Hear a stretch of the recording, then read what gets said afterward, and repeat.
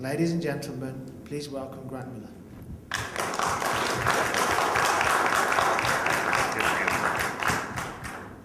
This morning,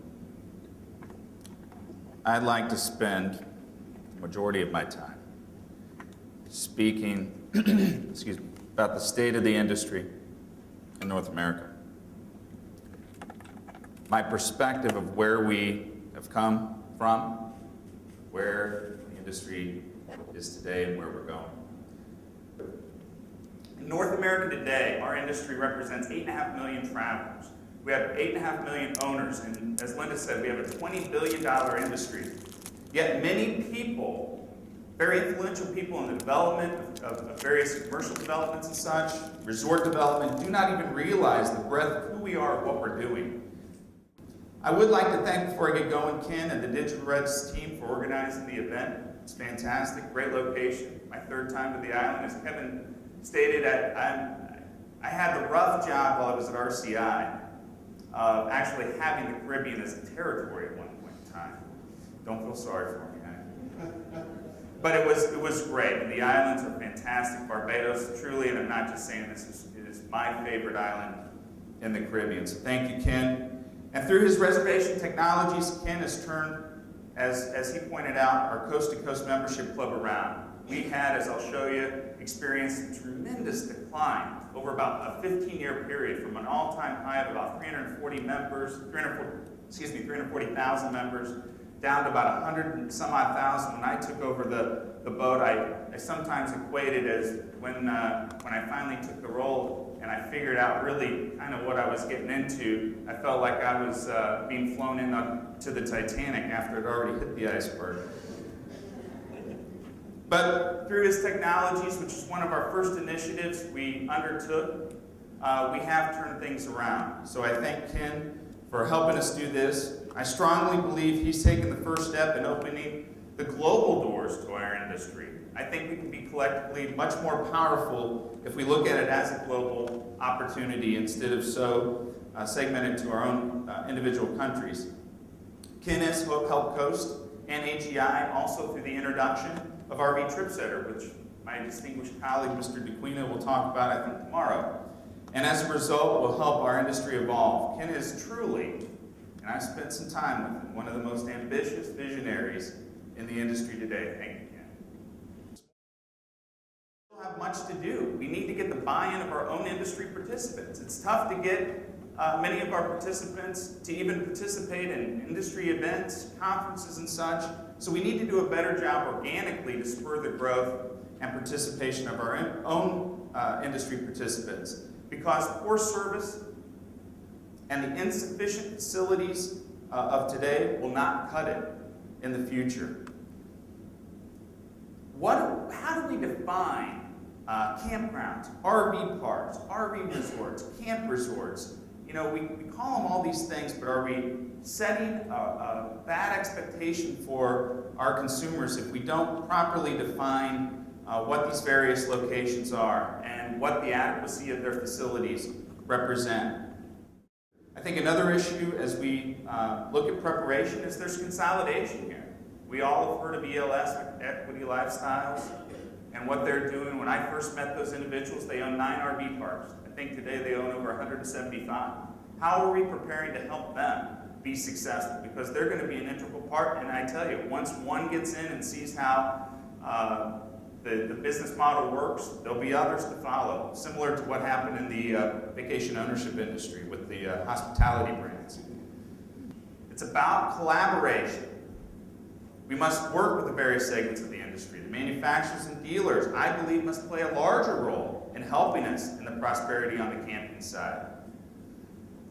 I think Linda did touch on it, but I think what they do, and I see it more from my experience with Coast to Coast, that membership club, is they tend to really set the expectation. They sell the dream. You can see it in the Go RV campaigns, which I think are fantastic. Best thing to ever happen to our industry. And many other industries are very jealous of what Go RVing has been able to do. But I think the manufacturers, dealers really sell that dream. And we have to live up to that dream, and many times we don't. Even though the surveys say that they're very satisfied, I still hear, maybe it's the vocal minority, but I still hear a lot of people out there saying, it's really not what I bought into here. It's really not able to accommodate what I thought it was going to be. So I think it's an issue that we can solve, but we need to work together to do it. We need to understand what the priorities are. Parks are declining in numbers while the sales of used and new RVs continue to grow. I mean, it doesn't take a rocket scientist to see that there's going to be a crossroads in the future. We need to do something about it. It still surprises me that 53% occupancy is the number we're working at. That bothers me. We need to be able to understand why that number's so low. But if you really think about it, and as I've looked at it, I think it goes back to setting the expectations and somewhat that Walmart phenomenon. And is there an opportunity to globalize our industry? Do our current users know they can travel overseas? I think in the United States and North America, I don't know if people really realize there's the opportunity to enjoy the same type of lifestyle in Tasmania or in England or in Europe. I don't know if they realize that opportunity exists. So I think maybe that's one of the priorities. But we need to collectively come together and figure out what those priorities are. Affinity Group. My company recognizes, no doubt, these can be threats to the industry.